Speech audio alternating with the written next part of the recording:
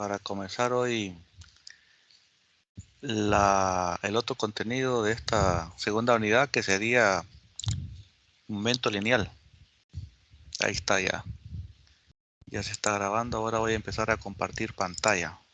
Particularmente la aplicación. Aquí estamos.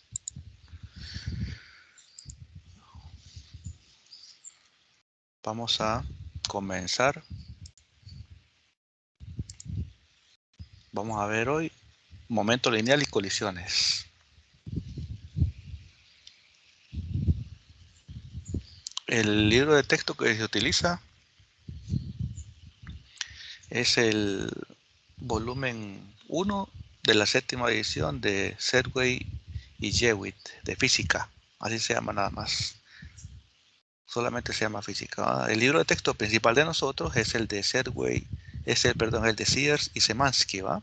Que es física universitaria, pero para esta presentación se utiliza el libro de Sergey. El primer concepto que vamos a ver en cuanto a momento lineal, observen que el momento lineal es solamente uno de los varios nombres que puede tener este nuevo concepto. Se le puede llamar momento lineal o se le puede llamar también cantidad de movimiento. Son dos maneras de referirse a lo mismo. Y este es el caso no relativista. Recuerden que nosotros nos enfocamos en los casos no relativistas, o sea, donde la velocidad es mucho menor a la velocidad de la luz. Entonces, este concepto de momento lineal o cantidad de movimiento se define como momento lineal o cantidad de movimiento de un objeto de masa m que se mueve con una velocidad v al producto de la masa por la velocidad. Así de sencillo. Un objeto se está moviendo con una determinada velocidad y tiene el objeto una determinada masa. Entonces, el momento lineal o la cantidad de movimiento es el producto de su masa por su velocidad. Si ustedes observan aquí, prácticamente estoy multiplicando un vector por un escalar. Es una multiplicación sencilla, ¿va? Lo que hace esto es aumentar nada más la magnitud del vector, manteniendo el ángulo. El ángulo que tiene la velocidad es el mismo ángulo que va a tener el momento lineal.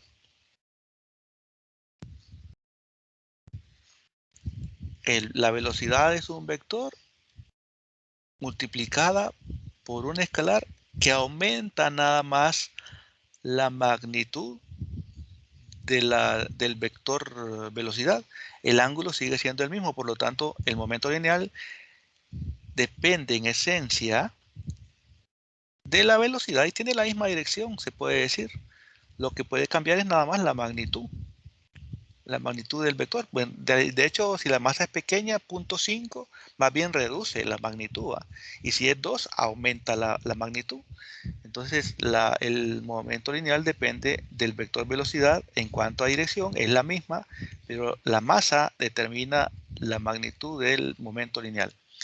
Y como es un vector, lo podemos descomponer. Componentes en X, componentes en Y, componentes en Z. El momento lineal es una magnitud vectorial. Tiene la misma dirección y sentido que la velocidad, ¿verdad? Las dimensiones serían unidades de masa por unidades de velocidad. Serían masa, kilogramos, velocidad, metros sobre segundo. Kilogramos por metro sobre segundo. Observen aquí, esto se le conoce como la segunda ley de Newton en su forma original. Así fue como Newton enunció su segunda ley originalmente. ¿Y qué es lo que dice? Que la tasa de variación de la cantidad de movimiento con respecto al tiempo es igual a la fuerza neta que actúa sobre la partícula.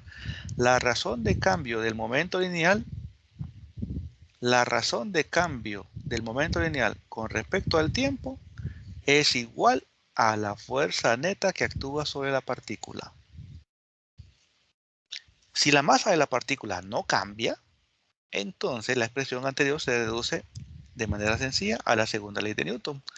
Aquí está, miren, decíamos que el momento lineal es masa por velocidad. Sustituyo eso en vez de P.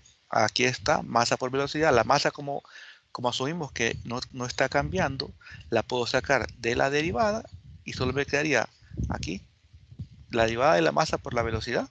La masa la puedo sacar de la derivada. Aquí la saqué. Y entonces sería la derivada de la velocidad con respecto al tiempo, que esto es la aceleración, el vector aceleración. Por lo tanto, la fuerza neta es masa por aceleración, asumiendo que la masa es constante. Ahora bien, esta es más útil.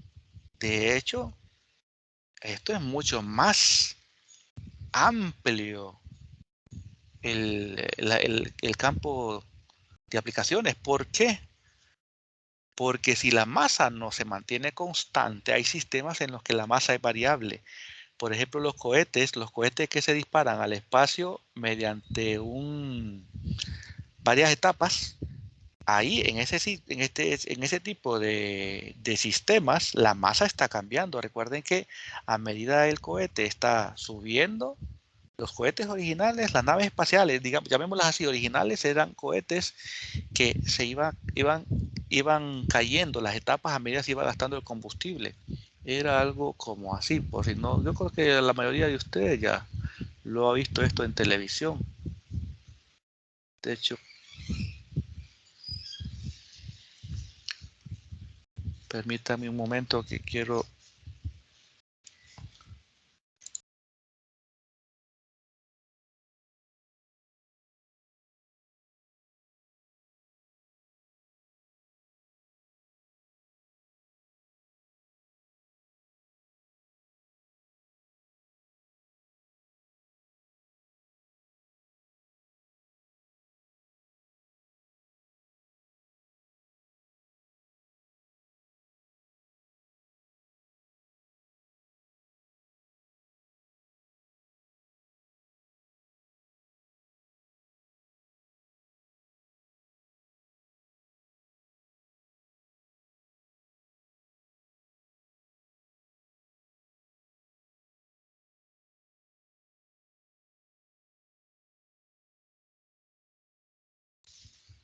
Lo siento, esas son las cosas de estar impartiendo clases en casa.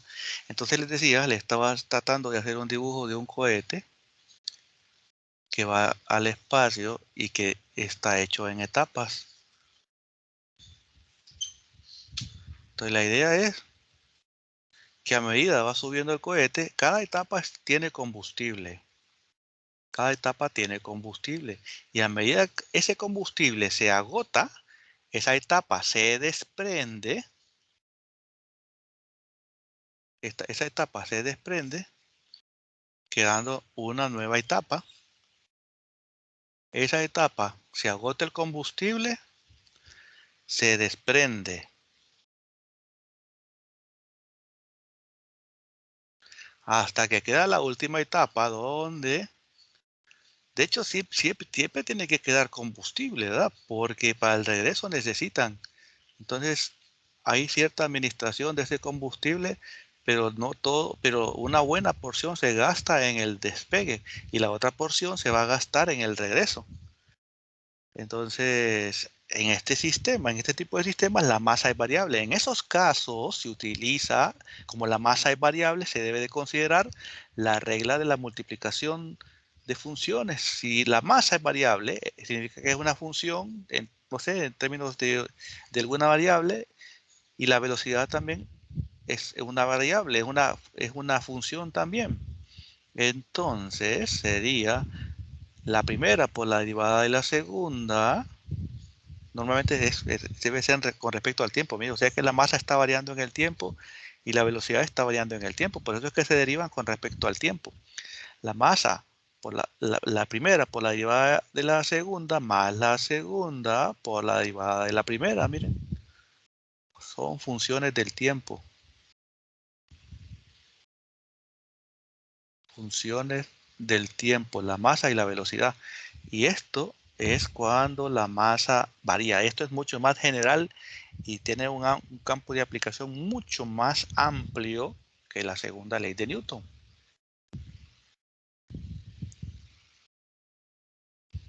si la fuerza es, observen que lo de arriba no cambió. Si la fuerza neta que actúa sobre un objeto es igual a cero, si la fuerza neta es igual a cero, entonces la derivada de la cantidad de movimiento del objeto con respecto al tiempo debe de ser igual a cero. Observen algo acá. Decíamos que prácticamente voy a tener la masa, asumiendo que la masa es constante, ¿va? Aquello solo fue una, una observación importante, pero solo fue una observación. Observen que decíamos que si la fuerza neta que actúa sobre un objeto es igual a cero, la derivada de la cantidad de movimiento del objeto con respecto al tiempo debe ser de cero. ¿Qué estamos asumiendo? ¿Qué pasa? Si hay movimiento y la fuerza neta es cero, significa que la velocidad es constante. Y la derivada de una constante es cero. Por lo tanto, la fuerza neta va a ser cero. Miren. Si la fuerza neta que actúa sobre un objeto es igual a cero, entonces la derivada de la cantidad de movimiento del objeto con respecto al tiempo es cero. La cantidad de movimiento del objeto debe de ser constante. Sí, la masa por la velocidad es constante. El objeto sí tiene una masa que es constante, multiplicada por la velocidad que es constante. Por lo tanto, el momento lineal, que es masa por velocidad, va a ser constante debido a esta multiplicación, ¿verdad? De constante por constante. La cantidad de movimiento del objeto entonces debe ser constante, de acuerdo a la primera ley de Newton. Este es el caso de una partícula aislada que no interactúa con el entorno. Observen que nuevamente no cambió lo de arriba. Esta es la forma original de la segunda ley de Newton, tal cual fue presentada por Newton. Es más general, ya que también es válida en sistemas en los que la masa varía, lo acabamos de ver. Por ejemplo, un cohete que expulsa combustible a medida que se mueve. Sistemas relativistas, miren, donde la masa depende de la velocidad, pero nosotros vemos sistemas no relativistas. Es una expresión verdaderamente útil cuando se aplica a sistemas de dos o más partículas.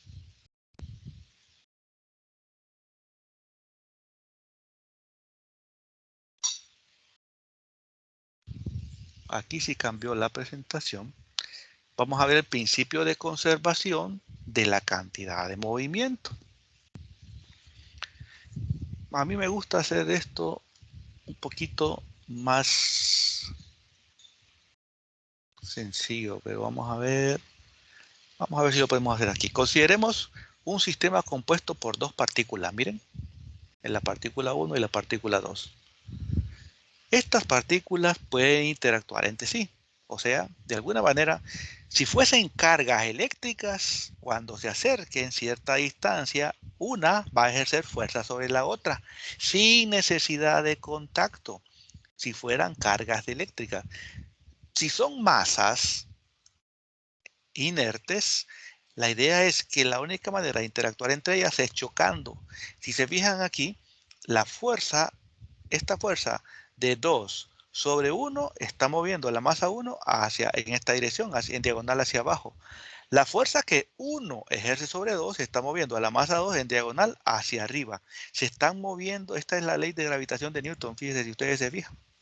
En realidad no necesitan tampoco contacto los objetos. Aplicando la ley de gravitación de Newton, dos objetos por solo tener masa y estar cercanos ejercen fuerzas de atracción entre ellos, pero nosotros no vamos a ver la ley de gravitación de Newton.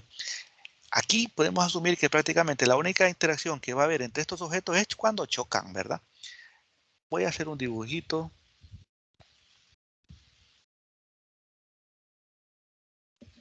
Voy a hacer un poquito más arriba. Voy a hacer dos.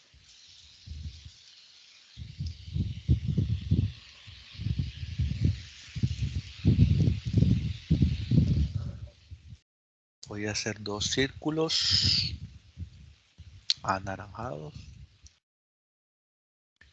y rellenos. Uno pequeño. No. Ahí está.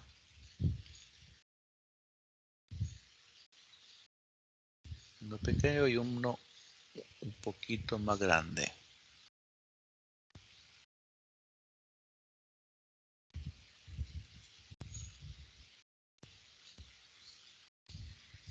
Observen que estos son dos objetos que están moviendo sobre una superficie horizontal. Este es el antes.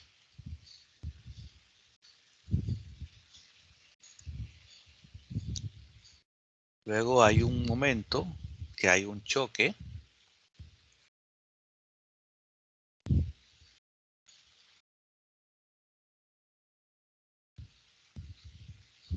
Este le llamo yo durante. Y hay un después.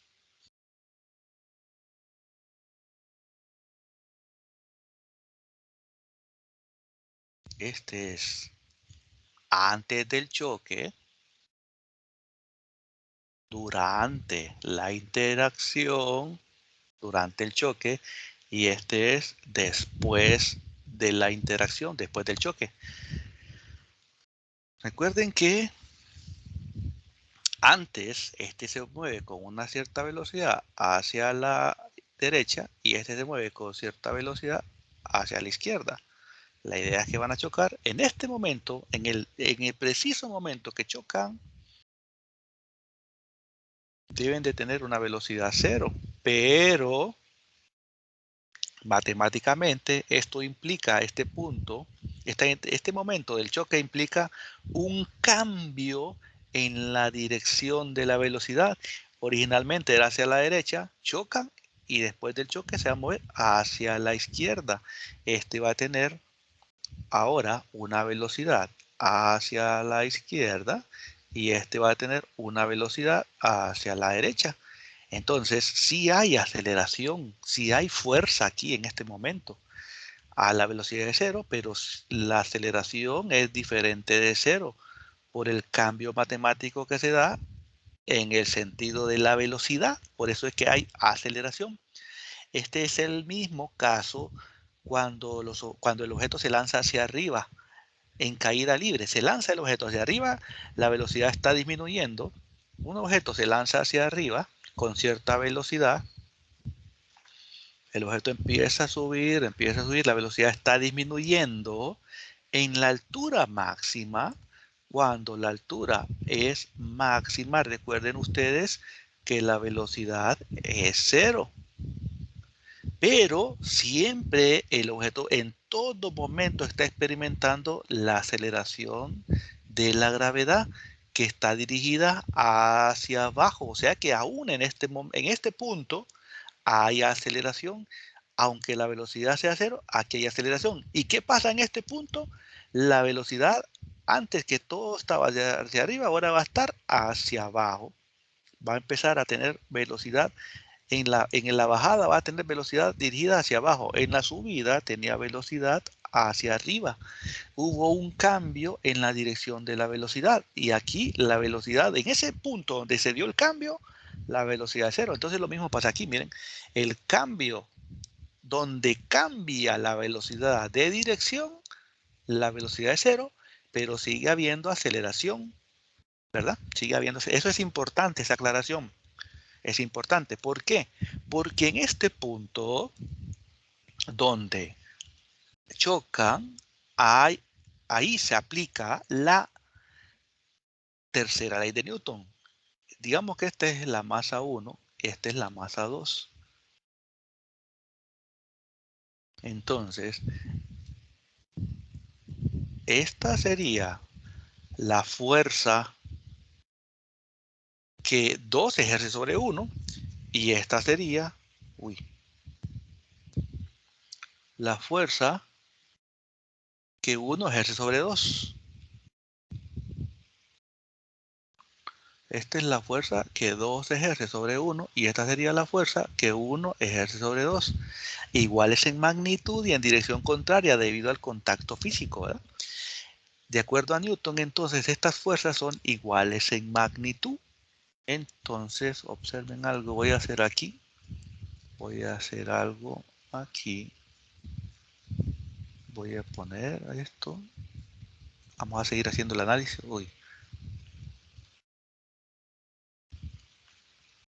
voy a seguir haciendo el análisis aquí. El análisis de esto que dibujé aquí arriba. Bueno, vamos a ver si lo puedo mover. Fíjense que yo creo que sí lo puedo mover todo. Sí, vamos a ver. Sí, ahí está. Ajá. Me borró algunas imágenes porque quedaron atrás. Entonces no, ahí están. Observen que este es el antes, el durante y el después. Y ahí está lo que está pasando. Ahora bien, el punto aquí es que durante el choque es lo que voy a hacer el análisis. Durante el choque. Durante el choque, bueno, de hecho, mejor dicho, antes. Me conviene hacerlo primero antes y luego después, para después llegar a una conclusión. Antes del choque, observen que este objeto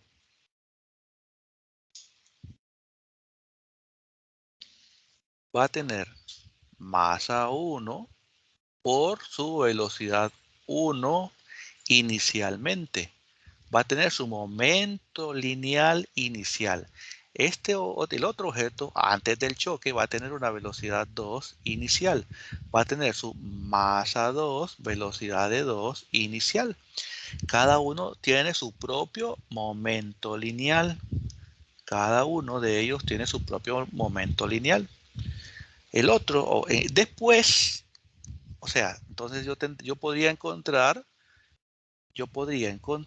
el momento lineal total al inicio, que sería masa 1, velocidad de 1 inicial, más masa 2, velocidad de 2 inicial. Observen que aquí solamente he encontrado el momento lineal total, que sería la suma de los momentos lineales individuales. Luego voy a hacer lo mismo con el momento lineal total final después del choque. Después del choque, la situación es exactamente la misma. El momento lineal total final sería masa 1, velocidad de 1 final, más masa 2, velocidad de 2 final, porque este tiene su masa 1, velocidad de 1 final. Yo estoy asumiendo aquí también que se van a separar. En realidad, particularmente lo que pasa después de la colisión depende de las velocidades de los objetos y de sus masas. Aquí estoy asumiendo que pasa algo muy general, que es lo que pareciera más obvio, que se van a mover cada uno en dirección contraria a la que traía originalmente. Este sería masa 2, velocidad de 2 final. El momento lineal total sería la suma de esos momentos lineales, ¿verdad? Ahora bien, pero yo tengo que revisar cómo se compara este momento al inicio con el momento lineal después al final. Entonces eso lo voy a hacer durante el choque.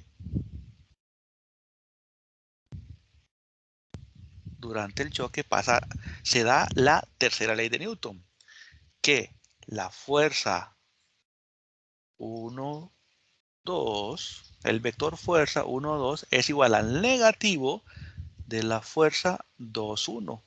Esta es la tercera ley de Newton, miren. La que está a la derecha es igual en magnitud, pero en dirección contraria a la que está hacia la izquierda. La fuerza 1, 2 es igual al negativo de la fuerza 2, 1. Esta es la tercera ley de Newton.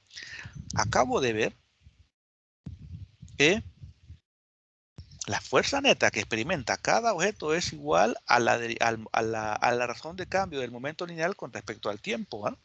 O sea que aquí sería la razón de cambio del momento lineal. Este sería del objeto 2 con respecto al tiempo. Y este sería la razón de cambio del momento lineal del objeto 1. Este sería, vamos a ver, 1, 2, es el objeto 2 y 2, 1 es el objeto 1. Sí, está bien, ¿verdad? 2, 1 es la vuelta que experimenta el objeto 1. Está bien. Con respecto al tiempo, esta es prácticamente la fuerza que experimenta el objeto 1. Por lo tanto, es la razón de cambio con respecto al tiempo del momento lineal del objeto 1. Entonces, si observan aquí, entonces, acá acabo de obtener acabo de establecer la segunda ley de Newton en su forma original. Si yo paso este término negativo al otro lado, a la izquierda, pasaría positivo. Y me va a quedar así. La razón de cambio del momento lineal del objeto 1 con respecto al tiempo más la razón de cambio del momento lineal del objeto 2 con respecto al tiempo es igual a 0. Aquí yo tengo una suma de derivadas. ¿Eso qué significa? Que yo podría decir que lo que tengo es la derivada con respecto al tiempo de una suma.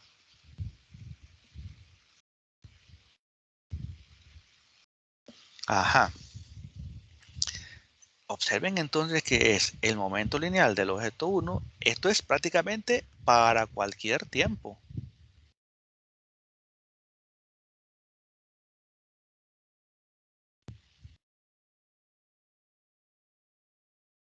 Para cualquier tiempo es esto. Entonces, ¿qué significa esto que acabo de obtener? ¿Alguien me puede decir cómo interpretamos esto que acabo de obtener aquí? ¿Qué significa? La derivada de qué es igual a 0. ¿Qué puedo decir yo de el momento lineal del objeto 1 más el momento lineal del objeto 2? ¿Qué puedo decir de esta suma?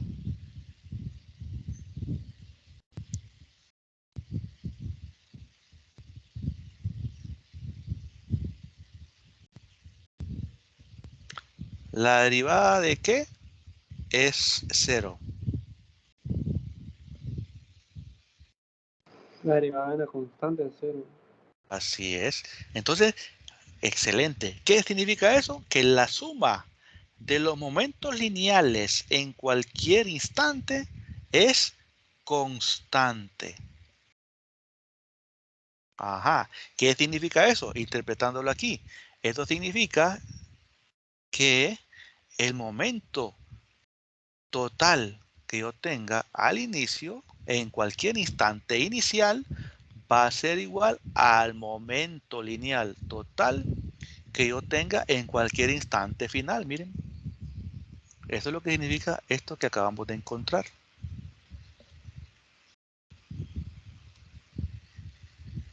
Y esto es el principio de conservación de la cantidad de movimiento en sistemas aislados. Eso sí, ¿verdad? Eso es lo que significa, miren.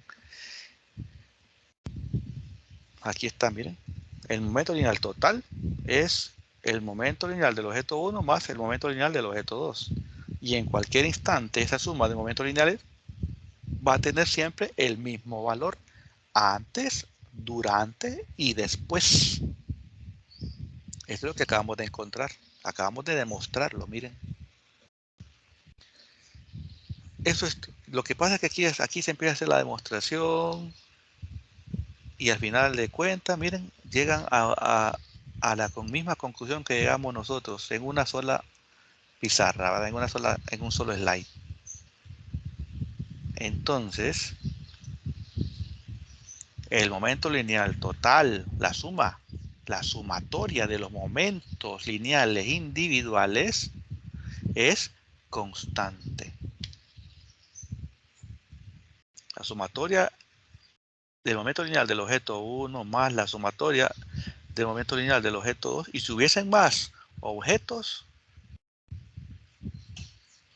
hasta el enésimo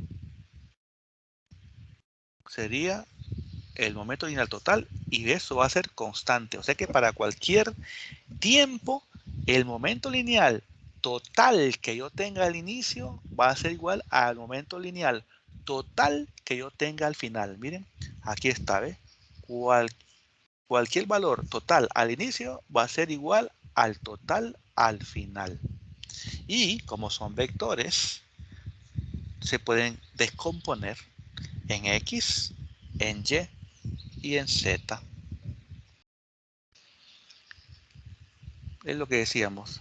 Se puede generalizar para un sistema con cualquier número de partículas. La cantidad de movimiento total de un sistema aislado permanece constante independientemente de la naturaleza de las fuerzas internas. El momento lineal total en el eje X va a permanecer constante. El momento lineal total va a permanecer constante en el eje Y. Y el momento lineal total va a permanecer constante en el eje Z. Miren. Siempre permanece constante el momento lineal de un sistema, sea cual sea el número de partículas que están interactuando. Dice ahora impulso y cantidad de movimiento. Quiero ver la hora. 2:30, ya llevamos media hora. Supongamos que sobre una partícula actúa una fuerza neta y que esta fuerza puede variar con el tiempo. Ahora miren, nuevamente estamos considerando fuerzas variables. Normalmente asumimos que las fuerzas son constantes. Ahora estamos asumiendo que la fuerza es variable. Y vamos a revisar el concepto de la segunda ley de Newton. Lo que se hace aquí es un simple despeje. Esto está dividiendo, pasa al otro lado a multiplicar. Esto es una ecuación diferencial de alguna manera. Observen, entonces que lo que me va a quedar es que dP es igual a F por dt. Aquí es lo que tengo acá, miren. dP es igual a F por dt, donde F es la fuerza neta. Podemos integrar esta ecuación para hallar la variación de la cantidad de movimiento de la partícula durante un intervalo de tiempo, delta t, que es Tf menos Ti. Lo que vamos a hacer es encontrar la variación en el momento lineal de la partícula durante un intervalo de tiempo de ti a Tf. Prácticamente, si yo integro aquí ambos lados, lo que me va a quedar es lo siguiente. Miren, la integral de dp sería p evaluado del momento lineal inicial al momento lineal final, ¿verdad? De pi a pf. Y aquí sería desde ti a tf. Entonces, aquí prácticamente lo que me va a quedar es la integral desde el tiempo inicial hasta el tiempo final de la fuerza neta diferencial del tiempo. Esto prácticamente sería, PF menos PI, que sería delta P. Es lo que tenemos acá, miren. El delta P, que sería PF menos PI integrado desde el tiempo inicial hasta el tiempo final, la fuerza neta por el diferencial del tiempo.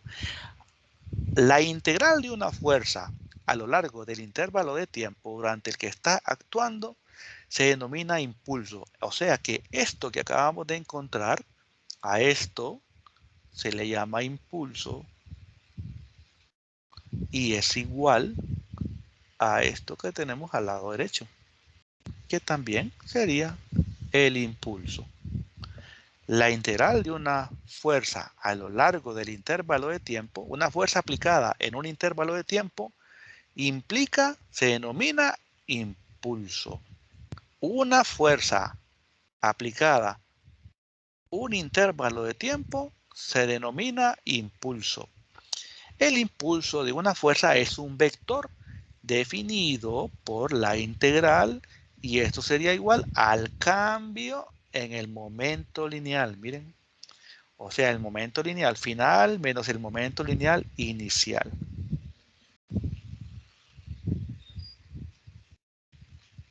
También se aplica a un sistema de partículas. Este concepto del impulso, ese mismo que leímos en la página anterior, también se aplica a un sistema de partículas en el que consideramos la fuerza neta externa al sistema produce una variación en la cantidad de movimiento total del sistema. El mismo concepto, pero para un sistema de partículas, para varios objetos. Cuando se proporciona impulso a un sistema, estamos implicando que se transfiere una cierta cantidad de movimiento desde un agente externo al sistema. La parte de arriba se mantiene, solo cambia las letras blancas. El impulso es una magnitud vectorial. Miren, ¿por qué? Porque es prácticamente, bueno, voy a cambiar aquí de color. El impulso es un vector porque si ustedes se fijan, en esencia es una resta de vectores. El resultado de una resta de vectores es un vector. El impulso es una cantidad, es una magnitud vectorial, una cantidad vectorial cuyo módulo es igual al área comprendida bajo la curva del módulo de la fuerza neta en función del tiempo. Sé que es lo que tenemos aquí, una gráfica de la fuerza en función del tiempo. Fuerza en función del tiempo. Miren.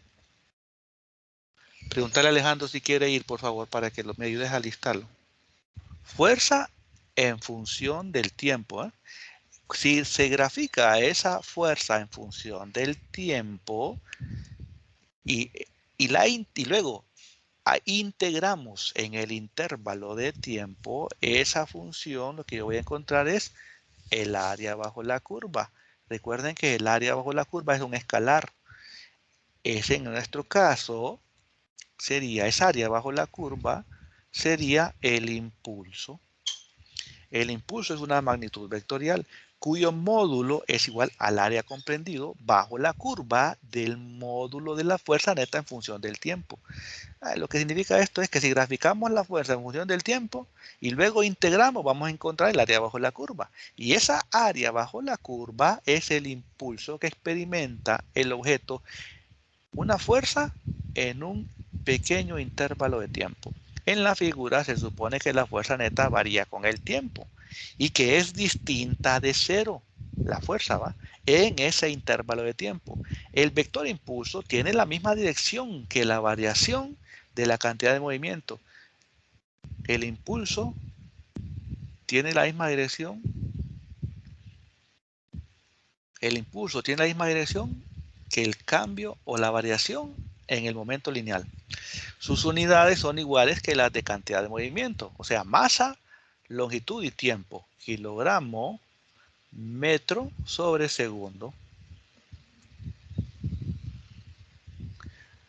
Dado que generalmente la fuerza puede cambiar con el tiempo, estamos considerando que la fuerza está cambiando con el tiempo. Miren, pero para poder hacer esta integral, observen que no es lo mismo esta integral que la integral de trabajo, ¿verdad? La integral para que no haya una confusión, la integral del trabajo decía que era desde el vector posición inicial hasta el vector posición final, la fuerza neta diferencial de posición. En este caso, no es tiempo, miren. Tiempo y diferencial de tiempo. No tiene nada que ver con trabajo. Dado que generalmente la fuerza puede cambiar con el tiempo, necesitaría, para poder usar la integral, para poder usar este concepto de integración, necesitaría conocer la función. Necesito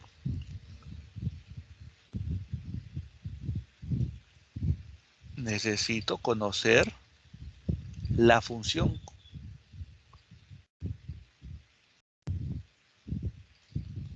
La función en términos del tiempo que me proporciona la fuerza.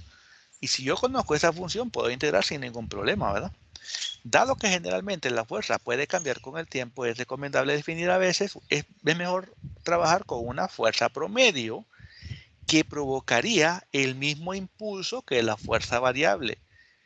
Observen entonces, si yo asumo que la fuerza es constante, yo puedo sacarlo del integral. Bueno, aquí vamos a ver, voy a borrar esto porque esto es de trabajo. Entonces, si yo tengo que el impulso es la integral desde el tiempo inicial hasta el tiempo final de la fuerza neta diferencial del tiempo.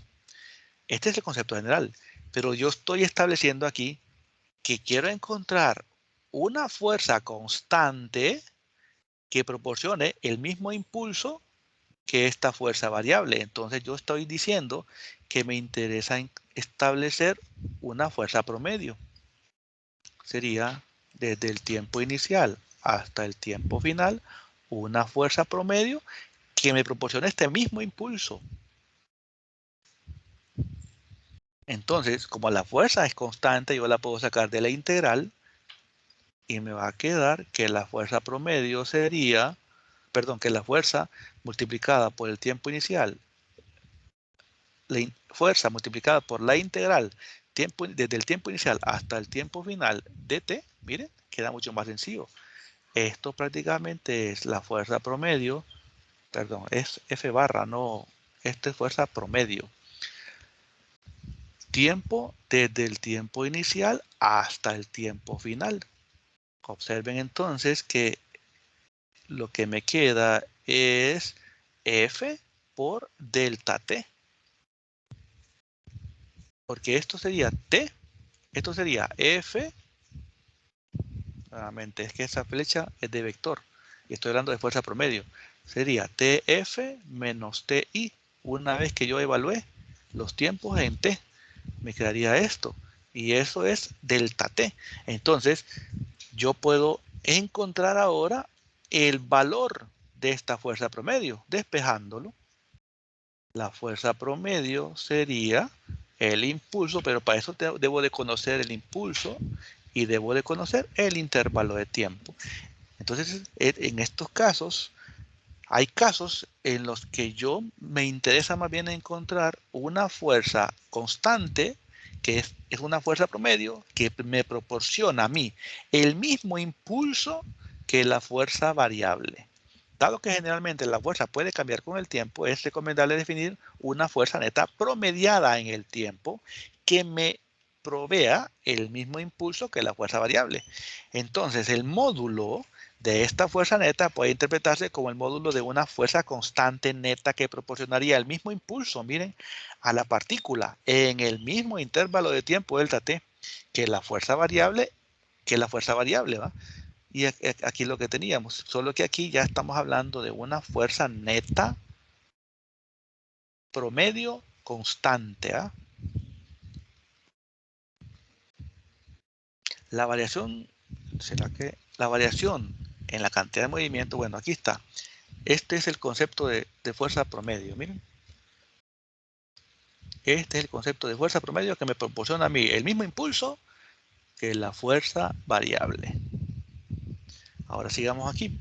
La variación en la cantidad de movimiento que se experimenta en una colisión es la misma si el choque dispone de bolsas de aire que si no dispone de ellos. El airbag permite que se experimente esa variación en la cantidad de movimiento en un intervalo de tiempo mayor. La fuerza máxima que se ejerce sobre los pasajeros se reduce porque aumentamos el tiempo, miren, y se incrementan las posibilidades de no resultar herido. Esto es una aplicación de este concepto de fuerza promedio. Esa es la explicación. La idea es que si no hubiese airbag, prácticamente la fuerza promedio que experimentaría la persona en este movimiento sería mayor a que cuando hay airbag, esa bolsa de aire hace que el intervalo de tiempo se haga más largo, dice, intervalo mayor. O sea que eso logra reducir la fuerza. Miren, la fuerza máxima que se ejerce sobre los pasajeros se reduce y se incrementan las posibilidades de no resultar herido. En muchas situaciones haremos uso de la aproximación basada en el impulso. Una de las fuerzas ejercidas sobre la partícula actúa durante un breve instante, pero esa fuerza es mucho mayor que cualquier otra fuerza presente. Esta aproximación permite ignorar los efectos de otras fuerzas. Dichos efectos son insignificantes durante el breve instante en el que actúa la fuerza más grande. El momento lineal inicial Y el momento lineal final son las cantidades de movimiento inmediatamente anterior y posterior a la colisión. Miren, este es el momento lineal al inicio, antes, y este es el momento lineal final, después de la colisión. En la aproximación basada en el impulso, apenas se produce el movimiento de la partícula durante la colisión. Ahora vamos a ver el concepto de colisiones. Vamos a ver la hora. Faltan 12 minutos, 2 minutos más. Pero fíjense que vamos a llegar hasta acá. Yo tengo un asunto personal que atender. Ya faltan 12 minutos para que termine la clase. 2 minutos de hecho, porque la clase son 50 minutos nada más. Y tengo un asunto personal que atender. Falleció un familiar y necesito movilizarme para estar con mi familia. Entonces ahí me van a disculpar. Vamos a terminar 1 minuto, 2 minutos antes nada más, pero nos vamos a ver el lunes nuevamente. No sé si tienen alguna duda. Voy a intentar subirles los videos de la semana pasada y esta semana al canal de YouTube. Solo que me recuerdan, por favor, y me insistan, no se preocupen, yo no me molesto si me están insistiendo. Eso lo va a lograr que yo les suba el video. Insistan, para mí no es ningún problema, no es una ofensa que insistan en que les suban los videos. A mí se me olvida, tiene uno bastantes cosas que hacer y de luego lo olvida y no es la idea, ¿verdad? No es la idea estarles quedando mal. Entonces, insístanme, si no subo los videos a YouTube, que se los suba para que los puedan ver. Si tienen alguna duda.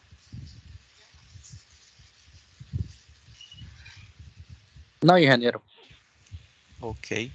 Bueno, ha sido un gusto entonces, nos vemos el lunes. Seguimos con este capítulo de cantidad de movimiento y choques. Mucho gusto. Nos vemos.